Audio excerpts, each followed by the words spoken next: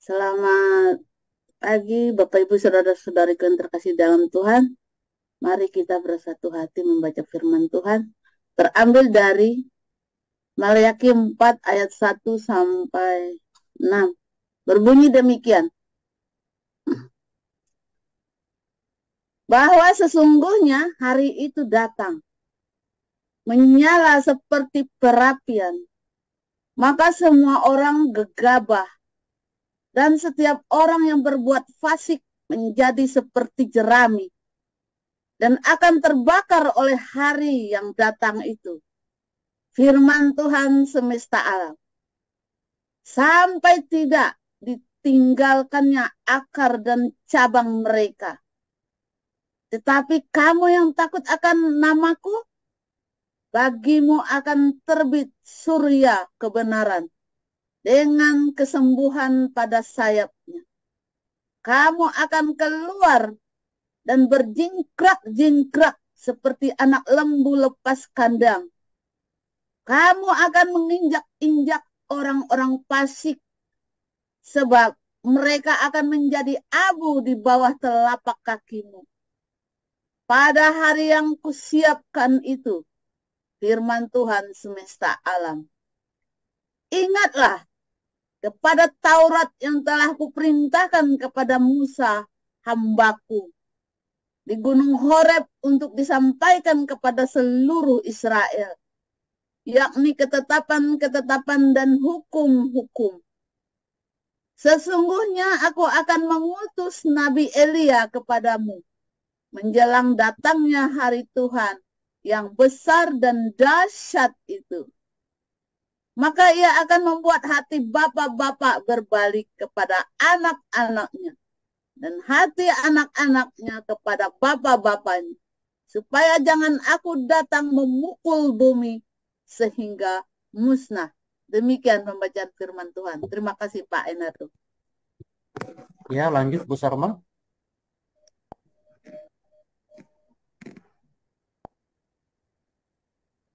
Baik, saya akan membacakan kebenaran firman Tuhan yang terambil dari Matius 17 ayat 1 sampai 27.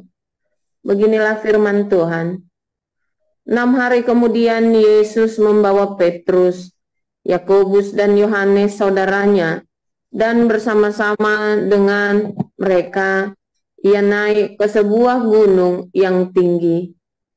Di situ mereka sendiri saja. Lalu Yesus berubah rupa di depan mata mereka. Wajahnya bercahaya seperti matahari dan pakaiannya menjadi putih bersinar seperti terang. Maka nampak kepada mereka Musa dan Elia serta sedang berbicara dengan dia. Kata Petrus kepada Yesus, Tuhan, betapa bahagianya kami berada di tempat ini. Jika engkau mau, biarlah kudirikan di sini 3 kemah, 1 untuk engkau, 1 untuk Musa, dan 1 untuk Elia. Dan tiba-tiba sedang ia berkata-kata, turunlah awan yang terang menaungi mereka, dan dari dalam awan itu terdengar suara yang berkata, inilah anak yang kukasihi, kepadanya lah aku berkenan, dengarkanlah dia. Mendengar itu tersungkurlah murid-muridnya dan mereka sangat ketakutan. Lalu Yesus datang kepada mereka dan menyentuh mereka sambil berkata, berdirilah, jangan takut. Dan ketika mereka mengangkat kepala, mereka tidak melihat seorang pun kecuali Yesus seorang diri. Pada waktu mereka turun dari gunung itu, Yesus berpesan kepada mereka, jangan kamu ceritakan penglihatan itu kepada seorang pun sebelum Anak Manusia dibangkitkan dari antara orang mati. Lalu murid-muridnya bertanya kepadanya, kalau demikian, mengapa ahli-ahli Taurat berkata bahwa Elia harus datang dahulu? Jawab Yesus, memang Elia akan datang dan memulihkan segala sesuatu. Dan aku berkata kepadamu, Elia sudah datang, tetapi orang tidak mengenal dia dan memperlakukannya menurut kehendak mereka. Demikian juga Anak Manusia akan menderita oleh mereka. Pada waktu itu, mengertilah murid-murid Yesus bahwa ia berbicara tentang Yohanes Pembaptis. Ketika Yesus dan murid-muridnya kembali kepada orang banyak itu, datanglah seorang mendapatkan Yesus dan menyembah. Katanya, "Tuhan, kasihanilah anakku. Ia sakit ayan dan sangat menderita. Ia sering jatuh ke dalam api dan juga sering ke dalam air. Aku sudah membawanya kepada murid-murid-Mu, tetapi mereka tidak dapat menyembuhkannya." Maka kata Yesus, "Hai kamu angkatan yang tidak percaya dan yang sesat, berapa lama lagi aku harus tinggal di antara kamu? Berapa lama lagi aku harus sabar terhadap kamu? Bawalah anak itu kemari." Dengan keras Yesus menegur dia, lalu keluarlah setan itu daripadanya dan anak itu pun sembuh seketika itu juga. Kemudian murid-murid Yesus datang dan ketika mereka sendiri dengan dia, bertanyalah mereka, "Mengapa kami tidak dapat mengusir setan itu?" Ia berkata kepada mereka, "Karena kamu kurang percaya. Sebab aku berkata kepadamu, sesungguhnya sekiranya kamu mempunyai iman sebesar biji sesawi saja, kamu dapat berkata kepada gunung ini, pindah dari tempat ini ke sana, maka gunung ini akan pindah dan tak akan ada yang mustahil bagimu. Jenis ini tidak dapat diusir kecuali dengan berdoa dan puasa."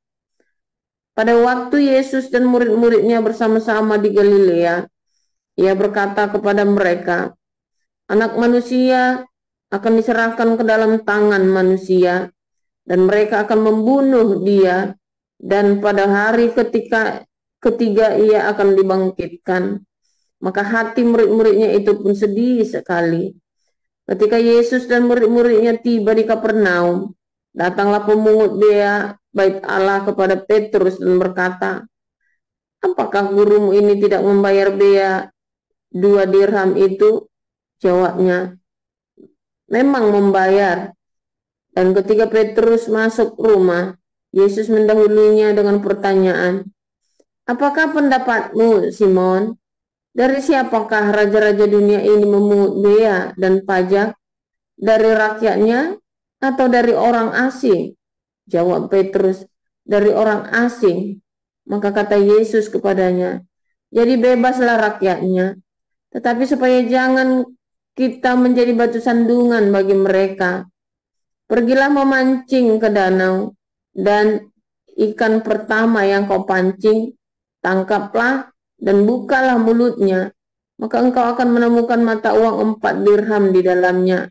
Ambillah itu dan bayarkanlah kepada mereka, bagiku dan bagimu juga." Demikian pembacaan firman Tuhan. Amin. Ya, amin untuk firman Tuhan. Terima kasih para lektor. Selanjutnya kita akan mendengar renungan firman Tuhan yang hari ini bertema bayi bebas belum dikemarikan. Hamas ke orang tuanya. Silakan Pastor Joseph Oljam. Haleluya, firman Tuhan selalu baru setiap hari bagi orang-orang yang menanti-nantikan Tuhan dengan setia, saudara ya. Saudara, orang menanti-nantikan Elia yang akan datang, saudara ya. Jadi ketika Elia yang datang, kata Tuhan tadi, orang tidak mengenalinya. Tidak mengerti bahwa itu adalah Elia yang datang. Elia yang mengembalikan anak kepada orang tuanya, saudara ya. Elia yang memulihkan kehidupan keluarga, saudara ya, memulihkan keluarga. Saudara, semua berkat, semua perkara-perkara besar, saudara ya, didahului dengan pemulihan keluarga, saudara.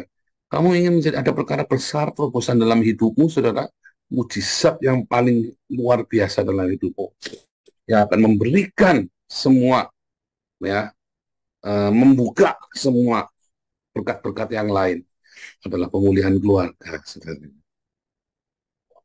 Dan namanya pemulihan keluarga itu tidak bisa kayang-kayang, nyata, real, saudara. Sehingga Anda harus sabar, ya. Dengan pemulihan keluarga itu Anda harus sabar. Nggak bisa instan, ya. Nggak bisa Anda mau langsung jadi, enggak. Ada proses, saudara. Dan prosesnya itu sakit. Tetapi nikmat, tetapi enak. Tetapi proses itu akan menghasilkan hal yang luar biasa indah. Karena sehabis pemulihan keluarga, segala berkat-berkat jasmani dan rohani itu akan dibuka dalam hidupmu, saudara. Tapi diawali dengan pemulihan keluarga itu harus, saudara.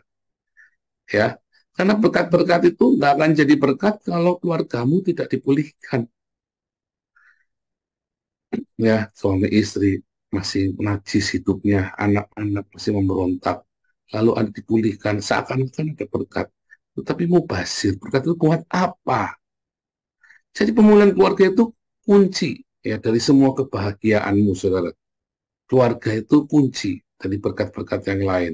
Saudara nggak perlu duit banyak, saudara, tapi keluargamu itu harus yang mantap. Syukuri apa yang ada. Yang penting ya saudara, tiap hari selalu ada makanan. Yang penting anakmu bisa sekolah. Yang penting kamu sehat. Itu penting sekali dalam hidupmu, saudara. Wah, itu hal yang luar biasa sekali dalam hidupmu.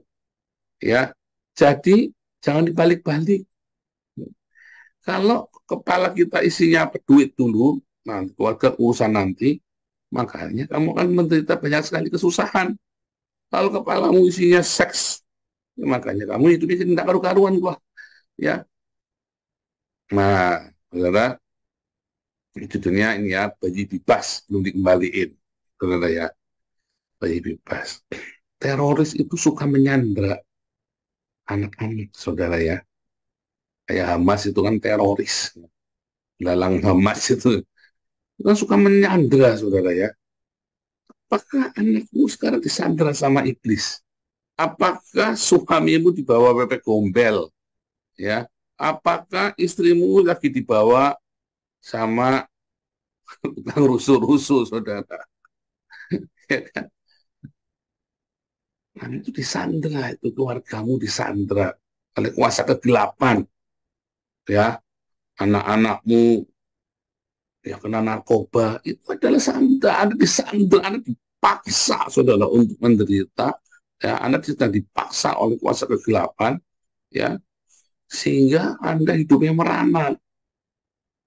Tapi Tuhan menawarkan pemulihan bagimu, saudara. Tetapi kamu harus siap. Yohanes itu, Elia yang akan datang itu, saudara. Apa Elia akan datang itu? Galaknya minta ampun, saudara. Ya, dia memang tidak bikin mujizat apa-apa, saudara. Ya kan? Nggak bikin mujizat apa-apa Yohanes, saudara. Cuma ngamuk-ngamuk aja datang, saudara. Kan dia melok-melin.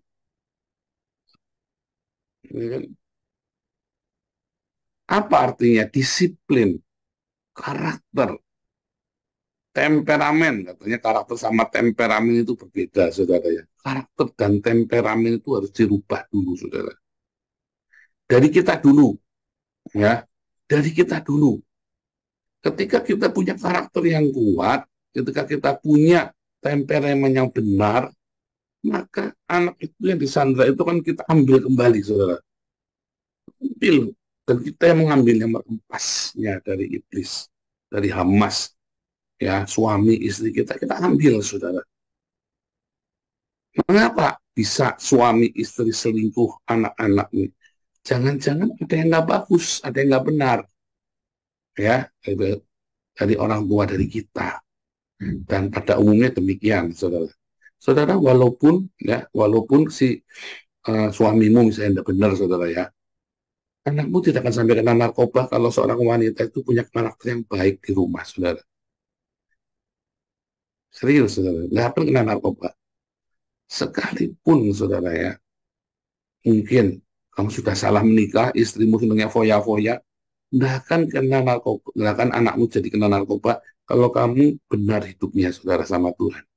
Dan ajari anakmu dengan benar. Jadi jangan salahkan pasangan kita. Kalau sampai anak-anak itu kena narkoba, terlibat dalam kriminalitas, ya, pergaulan bebas, jangan salahkan pasangan kita dulu.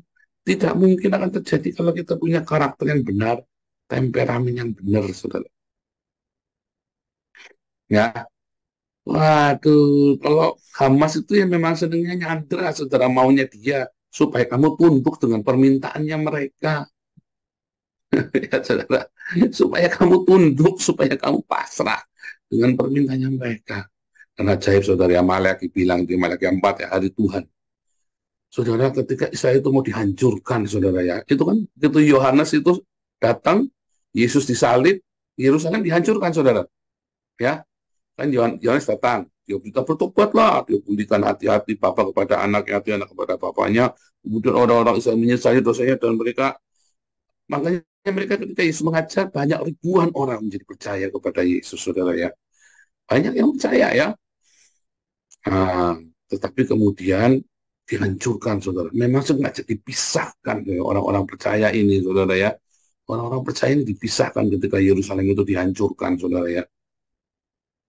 Dihancurkan supaya mereka menerima tanda keselamatan. Ya, ada yang tidak mau percaya, tapi ribuan yang percaya. Dan ketika Yerusalem itu dihancurkan, ada ribuan orang percaya. Ya, supaya sejarah mencatat juga bahwa Yesus itu, ya, bukan ciptaan orang pagan, tapi keselamatan itu dari bangsa Yahudi. Orang-orang Yahudi yang menjadi percaya ini kemudian mati-matian memberitakan Injil ke seluruh dunia, saudara. Bahkan kemudian di tengah jalan dijegal sama orang pagannya, Yesusnya dirubah, ya, kemarin, ya. Yesusnya dirubah, ya kan? Dijegal, dirubah Yesusnya. Habis semua orang Yahudi itu, saudara, nggak ada yang mau percaya lagi. Habis orang Yahudinya, tidak bersisa lagi. 2000 tahun mereka terbuang. Ya karena nggak ada yang percaya. Ya. Mereka selama 1700 tahun, saudara, terbuang. Sampai akhirnya, ya, ada orang-orang Yahudi, gerakan mesianik itu, saudara, yang jadi Zionisme itu, ya. Itu yang menjadi sponsor utama, saudara, ya, pemulihan di Yerusalem, orang yang menggerakkan hati Amerika untuk membiayai Zionisme, saudara, yang menggerakkan hati orang-orang di Rusia, di Prancis, saudara, yang untuk membiayai Zionisme, saudara. Ini Zionisme itu disponsori juga oleh orang Kristen, saudara, ya. Saya tidak berkata bahwa Zionisme itu oleh orang Kristen semua, tidak, tapi disponsori karena banyak orang Kristen yang skeptis waktu itu, tidak percaya. Tapi begitu jadi, wah, kemarin saya ngomong sama ya salah satu dosen kita yang namanya, saya lupa namanya, Berkowitz, namanya Berkowitz, ya, Balas Berkowitz, ya, yang profesor hubungan Arab, teori of antisemitism, saudara, ya. Saya cerita bahwa dengan pemulihan, ya, apa bedanya orang Tionghoa dengan orang Yahudi? Orang Tionghoa di Indonesia dengan orang Yahudi di antisemitik ini, ya. Orang Tionghoa di Indonesia mengalami hal sama, gerejanya dibakar, diperkosa, nah, rumahnya, tokonya dibakar, diperkosanya bukan cuma diperkosa, dimasukkan itunya, saudara, itu sadis sekali, saudara, ya. Ngeri, saudara, ya. Kadang apakah orang Yahudi dan orang Tionghoa tidak mau berasimilasi? Oh, berasimilasi. Orang-orang Tionghoa malah bisa lebih fasih berbahasa Indonesia daripada berbahasa Mandarin. Ya kan? Sama orang Yahudi, mereka bisa berbahasa Inggris, berbahasa Jerman, berbahasa Belanda, berbahasa Prancis, saudara, fasih sekali, saudara. Bahkan mereka lebih fasih berbahasa Prancisnya daripada mereka berbahasa Ibrani, saudara, ya.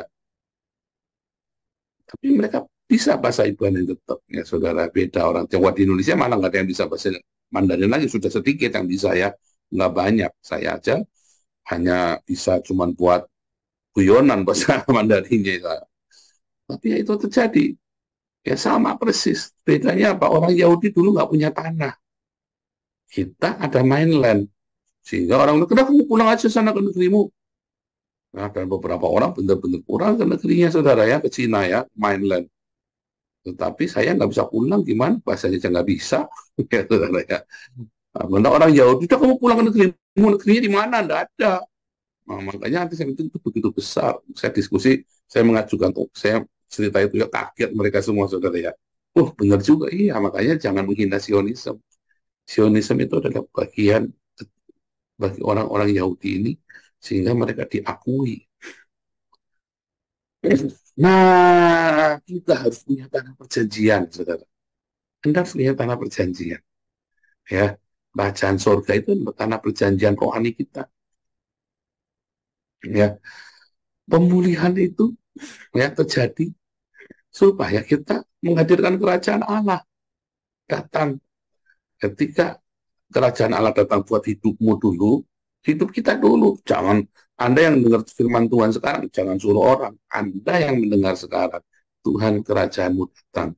Apa artinya kerajaanmu datang? Yesus yang jadi majikan kita. Itulah sebabnya pengakuan Yesus sebagai Tuhan, majikan itu lebih penting daripada Yesus sebagai Allah. Karena Yesus adalah majikanmu, kita adalah hambanya. Yesus adalah Tuhan kita, bukan uang kita, bukan pekerjaan kita, bukan orang Islam yang menjadi Tuhan kita, apalagi saudara. Ya, bukan MUI yang menjadi Tuhan kita. Siapa yang menjadi Tuhanmu, saudara? Yesus, bukan suamimu, bukan anakmu, bukan istrimu, bukan bosmu, saudara. Tuhan kita hanya Yesus, majikan kita, saudara. Majikan kita itu mengajarkan hormatilah orang tuamu. Majikan itu mengajarkan kasihilah istrimu. Majikan itu mengajarkan tunduklah pada suamimu. Majikan itu mengajarkan bapak-bapak kasihilah anakmu, jangan bangkitkan amarah di hati anakmu. Majikan ini berkata, kalau kamu kerja, lakukanlah seperti melakukannya untuk aku. Itu yang sangat luar biasa, saudara.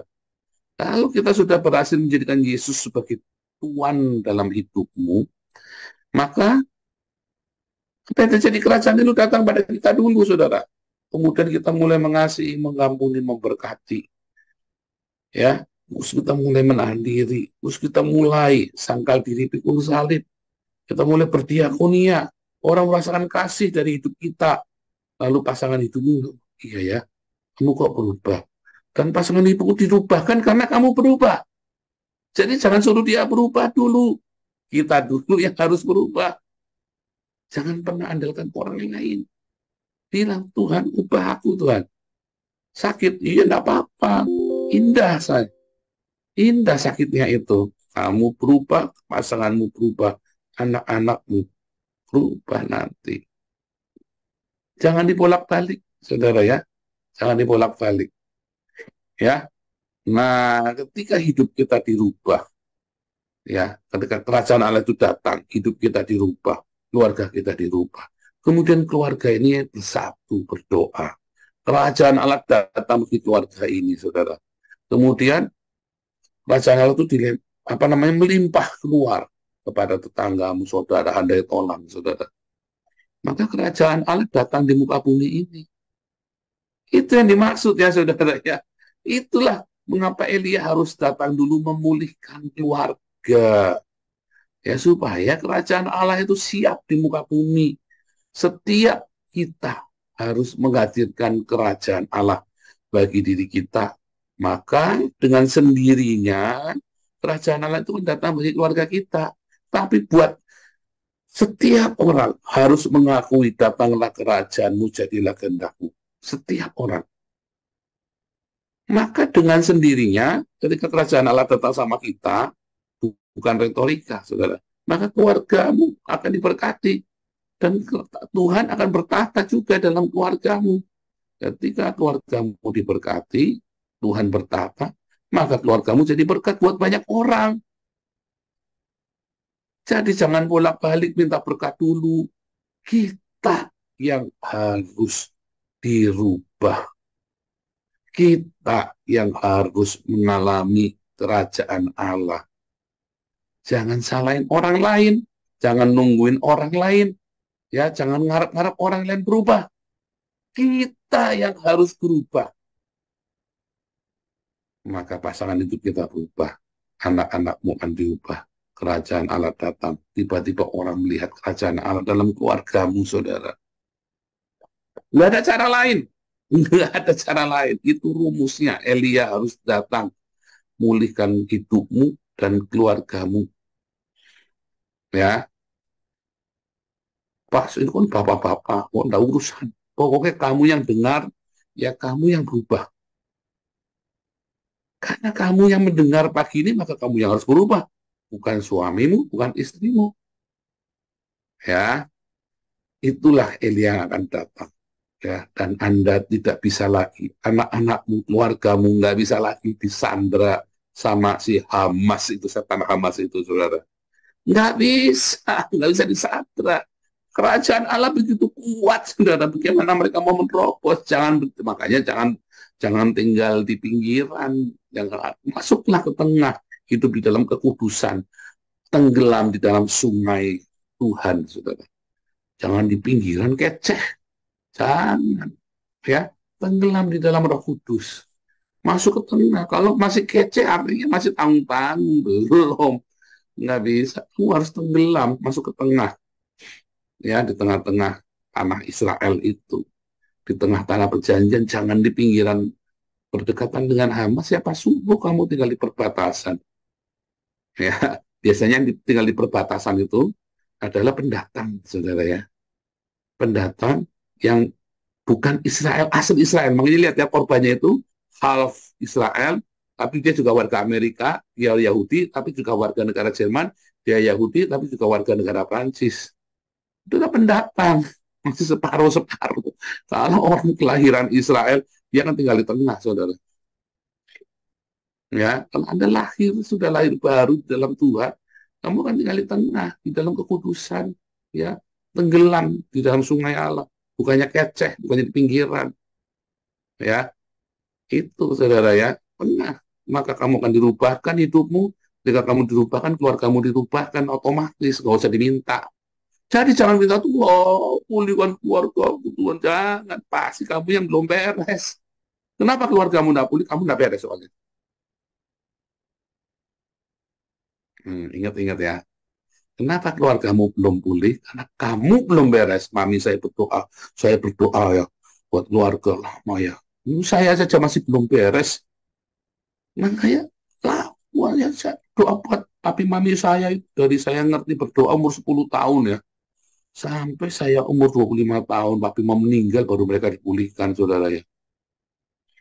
Kasihan sampai ngeliatnya ya, kok udah bahagia amat ya. Saya sampai kalau ingat itu selalu sedih ya, saudara, ya. Kenapa sih pernikahannya enggak bahagia ya? Kasihan ya, hidup cuma sebentar, hidup cuma sekali, kok enggak bahagia. Saya sendiri enggak pernah coba kalau saya hidupnya benar-benar mengalami Tuhan, saudara. Mereka pasti akan dipulihkan. Saya sendiri waktu itu nggak ngerti bahwa saya harus masuk ke tengah, masuk ke dalam kasih ilahi yang luar biasa. Kalau kasih itu begitu besar, maka tidak bisa. Pasti kasih itu akan memancar keluar kepada orang tua saya, saudara. Saya ngamatin saya sekarang dengan saya dulu, aduh jauh ya. Saya dulu waktu SMA itu cuman semangat-semangatan begitu, saudara, ya. Sekarang saya mau menyadari ya, saudara, ya, aduh kalau saya dulu ngerti ya, papi mami saya pasti sudah dipulihkan dulu ya. Jangan terlambat, saudara, ya. Jangan berretorika, jangan Kristen-Kristenan, jangan Kristen-Kristen aktivitas. Kamu harus mengalami Tuhan, ya, sampai kasihmu limpah dalam hidupmu. Saya dulu Kristen diajarinya berkat, diajarinya, ya, saudara, ya, jadi pendeta-pendeta kaya. Ya, saya jadi Kristen dulu diajarinya yang antikristus. Ya, saudara, ya, yang ngeroh-ngeroh, kalau nggak ngeroh-ngeroh, roh ini roh itu, kalau enggak kamu udah selamat masuk surga, kalau kamu enggak berpuasa, roh kiri-biri-biri. Aduh, saudara, akhirnya saya enggak ngerti. Kalau dari sekarang kamu menjadi Kristen yang cintanya itu melimpah dalam hidupmu, ya, orang tuamu pasti dipulihkan, saudara. Pak, belum, Pak, pasti ada yang salah. Pak Siko, kenapa aku berdoa belum? Pasti kamu ada yang salah dengan hidupmu, saudara. Karena kasihmu itu belum melimpah ruah. Minta sama Tuhan, lebih lagi. Kamu yang sekarang ini terpaksa harus sendirian. Kesempatan, lebih dalam lagi, ku rindu kau Tuhan. Mumpung sendirian, saudara. Menjerit sama Tuhan. Mumpung lagi sendirian. Oh, ya. Ya sudah, sekarang jadi sendirian. Ya berdoa, lebih dalam lagi. Ku rindu kau Tuhan, lebih dari segala yang ada. Anak muda, ya, mulai berdoa begitu, saudara, ya. Minta lebih dalam sama Tuhan lagi. Bukan berarti Anda mengalami yang wow, kebangunan rohani, wow, geger, akhirnya, wow, orang tumbang-tumbang, wah, itu palsu semua, saudara. Setengah pusi semua, percaya saya, saudara. Retorika semua. Minta yang real dari Tuhan, dari surga, yang buahnya nyata, saudara. Ya, kasih yang melimpah, yang nyata, sampai hatimu itu memancar cinta itu, saudara. Baru itu Kristenmu itu benar, saudara ya. Tuhan Yesus memberkati.